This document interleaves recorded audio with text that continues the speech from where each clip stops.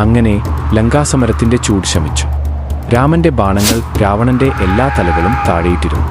പക്ഷേ ഒരു അത്ഭുതം കാത്തിരിക്കുന്നു. ദഹനചിതിയിലെ തീക്ക് രാവണന്റെ ശരീരം തൊടാനോ കത്തിക്കാനോ കഴിഞ്ഞില്ല.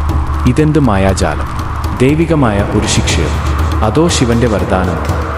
പണ്ട് ഒരു കാലത്ത് രാവണൻ കൈലാസത്തിൽ 1000 വർഷം തപസ്സു ചെയ്തു.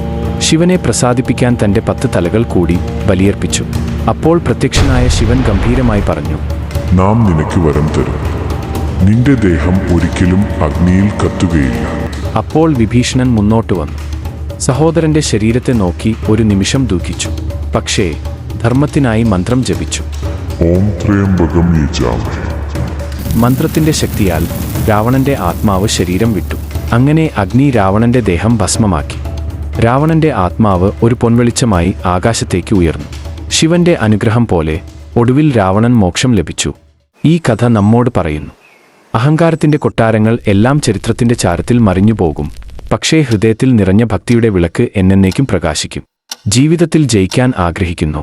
അപ്പോൾ ഓർക്കണം, അന്തിമ ജയം ലഭിക്കുന്നത് ധർമ്മത്തിന്റെ വഴിയിൽ നടക്കുമ്പോൾ മാത്രമാണ്.